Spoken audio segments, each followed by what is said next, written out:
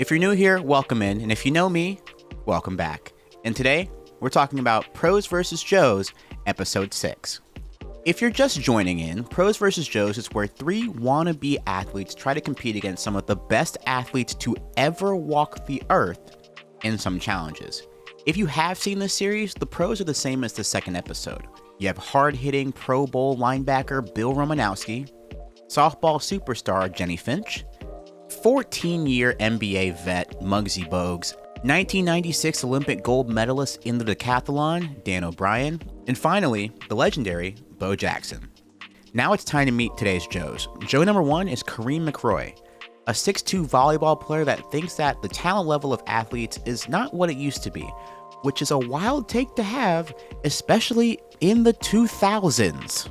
I read that you think a lot of pro athletes' talent level's not the same as it used to be. That's right. Like, honestly, think about the 2000s level talent. You had Ken Griffey Jr., you had Tiger Woods, prime Tiger Woods, you had prime Shaq, like Ray Lewis in the Baltimore Ravens. You had that level of talent, and it's not what it used to be? Okay, Kareem. All right. Joe number 2 is Kevin Stanky, who used to play football and says that he loves hitting linebackers. Kevin Stanky, 6'4", 285. Love hitting linebackers. You love hitting linebackers. You played a little football in your day. And I want to say that there's something about Bill Romanowski's attitude today that seems way scarier than the last time.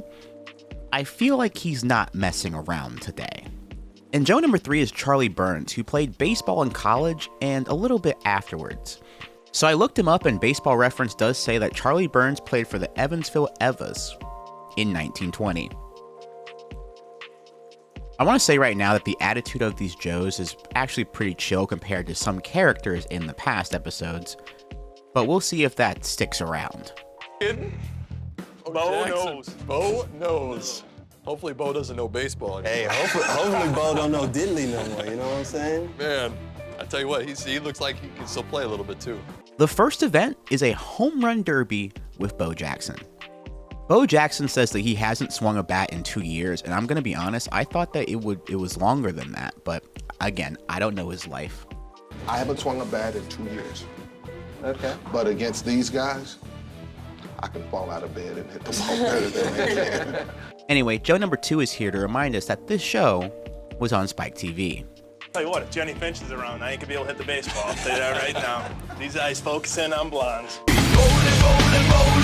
Kevin's audition tape is him being interviewed with what looks to be a local news network, which I can't confirm, but I can confirm that he's at the YMCA. There's no need to feel down, I said. And during his interview, you can hear him say words, but you can't sense any level of confidence in those words. Pros, you got nothing when it comes to strength. I'm fast as Superman. There's nobody except for Larry Bird that's got a better jump shot. I feel like I'm a pro. Yeah, man, you don't believe that, buddy.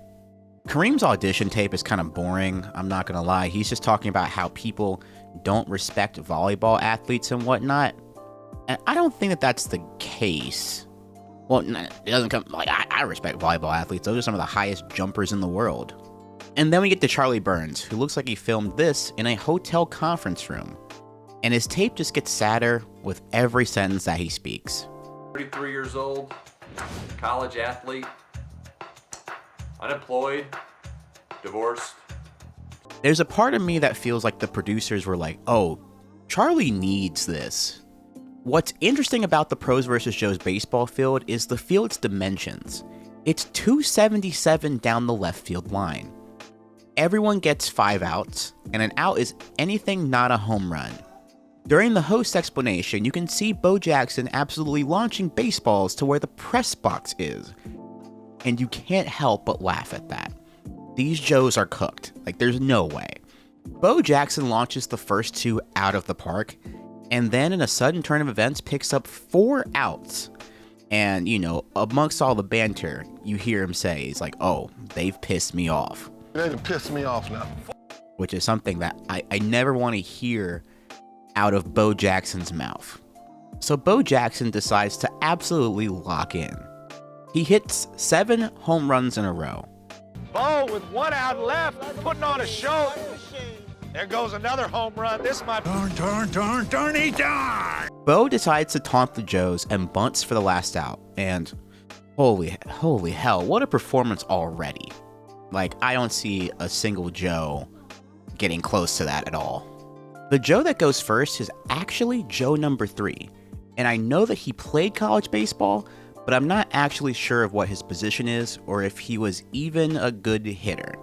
Charlie pulls the first 2 balls foul, and he makes great contact on both, but I don't think that he has the power yet, as they both fall short in the outfield. During my watch of this, I was like, I think that one home run amongst the Joes wins this event. I'm so, like, it's tough. Charlie's already at 4 outs, but he does get a hold of one. One shot left for Charlie Burns. Gets a hold of that one. If it stays fair, it is gone. Goes back, and gone. As you can see, I can't do impressions. He gets good contact on another one, but it goes just foul, and he ends up with only 1 home run. And look, he was getting great contact on these after he warmed up a little bit, but this is tough. A home run derby is just a tough event. Kareem goes next and swings a bat like someone who has never played baseball before. It looks like if Jorge Garcia was absolutely trying his best. He gets 0 home run. He doesn't even get close. He barely clears the infield on a ball. Finally is Kevin, who looks like a power hitter. He hits one deep into right center, but unfortunately, instead of the show making a home run perimeter, it just falls harmlessly in the middle of the football stadium. For this event, I really wish that they chose an actual baseball field or made a perimeter or something, but I understand. But this event would have sucked for anyone that was left-handed, because the right-handers are basically playing in like polo grounds dimensions, while the left-handers is like, oh, you have infinity to hit all the way to right field. Meanwhile, the left-handed subplot would have been crazy. Stanky fouls the last ball off, and Joe number 3 earns the vault play of the day here for actually hitting a home run. And he actually got great contact and distance on it. The next event is basketball, where they take on Muggsy Bogues in a shooting competition. The Joes are pretty chill here once again. They give Charlie his props for the good swing that he took and everything. That's a nice shot you had, bro. Thanks, man. I appreciate it. 1 down. Baseball to basketball. Here we go. And as we guessed, the Joes are not taking Muggsy serious. Muggsy, huh? Big Muggsy or little Muggsy, whichever way you want to put it. He doesn't think much of us. Well, you know, there's not even much to him, so. And this game is shooting. There are 12 baskets around a turntable. After missing the first 2, Muggsy goes, basically, I understand it now, and locks the hell in, and makes 12 shots in 54 seconds. Charlie looked good in the baseball event, but on the basketball event, it took him 22 seconds to hit the first basket.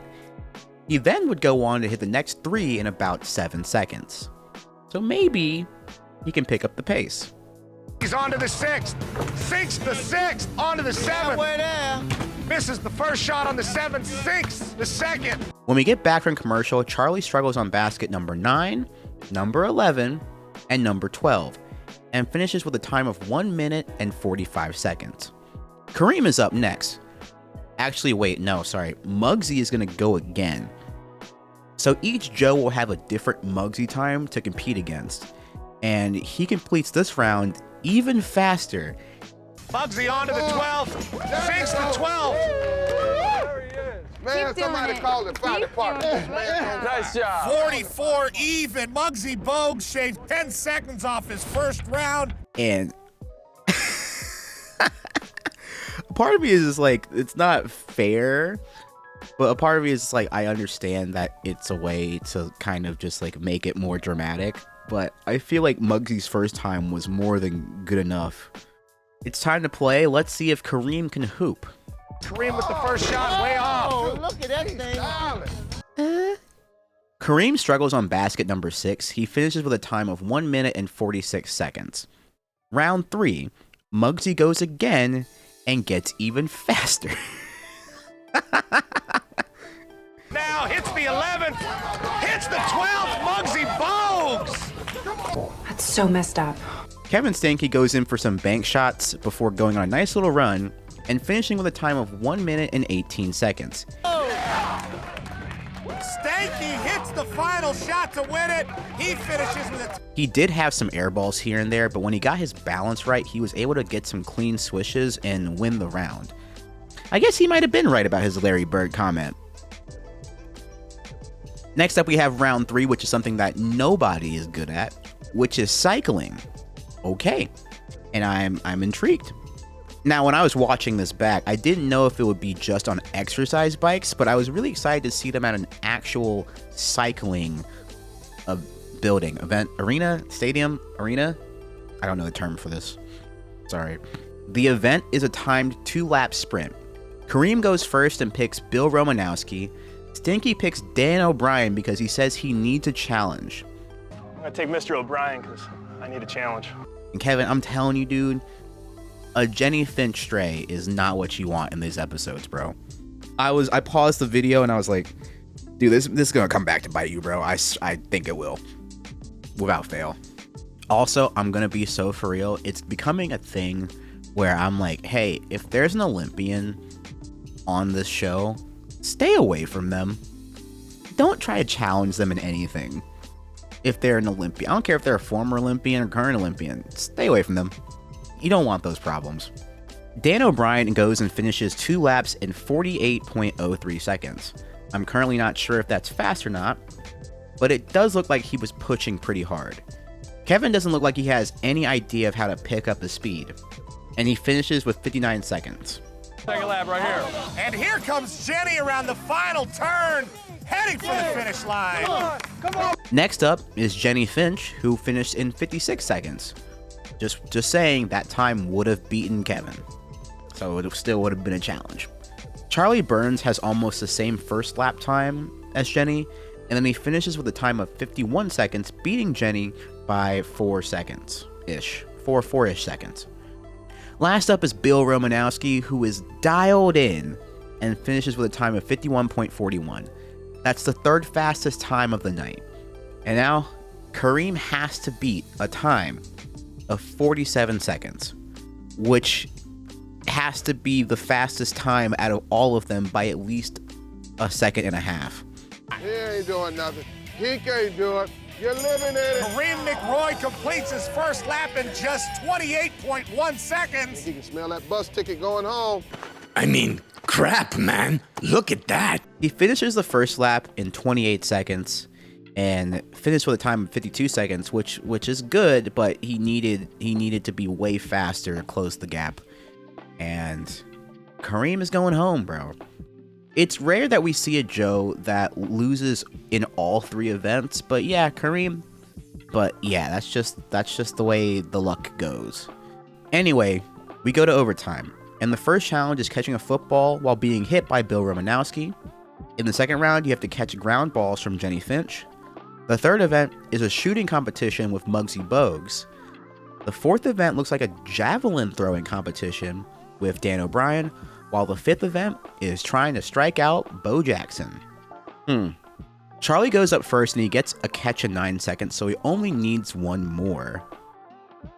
Charlie can't hold on. He takes a pop from Romo. But time is ticking. He gets another catch and clocks out at 54 seconds. Kevin Stanky has about 40 pounds on Bill Romanowski, actually, and he makes 2 catches in a row and finishes with a time of 15 seconds. Here. Second catch made easily. Touch a game ball. That's actually so impressive there, because everyone else that has faced Bill Romanowski in this episode and the previous episode has been absolutely terrified of him.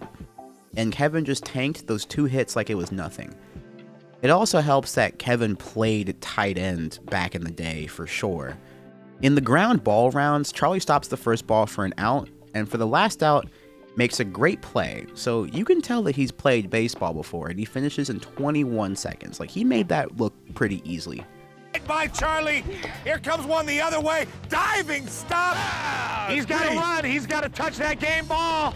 I mean, he made that look pretty easy. I feel like if I had to pinpoint Charlie, it felt like he was like a contact hitting infielder back in the day. I don't think he was a power hitter. He did get one for power, but I don't think that that was his consistent role on any baseball field. Kevin goes next and fields a ball very cleanly, but then he airmails it over the first baseman, so he doesn't get the out for that. Kevin isn't a bad fielder, but he struggles with the throwing part of this exercise and finishes in 41 seconds. The third event is an interesting one to me, where the Joes have to make a shot that Muggsy also then has to follow them and make, or else that Joe is free to go. I feel like a layup here is a waste of time, but maybe there's an off chance that they get lucky. I think I personally would have tried a 3-point shot first just to see if I could luck out. After the first 2 shots, Charlie launches a long 2 and connects. Muggsy misses and Charlie gets free with a time of 23 seconds. Kevin makes the first shot, but Muggsy is able to match it. He tries to sneak in a layup hilariously. Kevin takes up the whole minute. He loses his lead and now is down by over 20 seconds. This is a really big swing here in overtime, and there's 2 events left. The fourth event is javelin. So they have Dan throw a javelin twice, and then they add up the total of the 2, and the Joes have to keep throwing that javelin until they catch up to that distance. I want to state here that the javelin is a decathlon event, and it's not an easy thing to throw. It might look easy, it's not. It's one of the main reasons why the javelin is illegal in many states at the high school level. Charlie goes first, and you can tell that his technique is awful. When Dan does it, you can just see how it looks different. Like, this is an acquired technique, an acquired skill. You can't just throw a javelin like it's a regular, like, tree branch, okay? It took Charlie 2 throws to match just 1 throw from Dan, and it takes Charlie 42 seconds total as he has to basically 2-putt his last throws because it was oh so close, but just not there. Kevin is stronger, but his technique is even worse than Charlie's is. The javelin is not supposed to look like me kicking a paper football, respectfully. It takes Stefanski 38 seconds to finish, so he closes the gap by 4 seconds, and it's down to the final event. You had to strike out Bo Jackson. Charlie goes first, and Bo Jackson's on cruise control as he only fouls off one of them, then maxes out the time, and finishes with a time of 1 minute and 8 seconds. Charlie Burns cannot find the strike zone. Here's the third pitch, right. So I take it that Charlie wasn't really a pitcher. So I think I nailed the infielder prediction correctly. He maxes out and finishes with a time of 1 minute and 8 seconds. This leaves Kevin with 51 seconds to beat him. I want to stress that the former baseball player just went. Kevin gets to strike 10 seconds in. High for a ball, clock is running now. And I think that was more because Bo didn't believe that he would hit the strike zone. It seems more like a surprise than anything here. I say that, and then Kevin gets a breaking ball by Bo, so Kevin has 2 strikes in 16 seconds. Kevin gets a little excited, throws 2 balls. Excited, that one way outside. Stanky brushing Bo Jackson back. If you hit me, I'm gonna hit you back. And then at 40 seconds in, Second counts now for Kevin Stanky. Strike 3, Kevin Stanky. so wow. Kevin ends up winning the entire round, which is something I was not expected. I was not expecting a called strike 3 on Bo Jackson. If I was Charlie, I would be pissed because Bo Jackson he only swung the ball once. 2 of those strikes, Bo Jackson didn't even swing the ball. I'd be upset. Now, Bo says that he was intimidated with the high fastball. He intimidated me with the hot cheese. Which is fair because Bo was not wearing a helmet during this exercise. Now the game is over, let's rank the pros. Last here is Romanowski, who didn't get that much to do in this episode. While he did have a fast bike time, the overtime drill left a lot to be desired this time around, as both Joes passed it, and one made it look easy.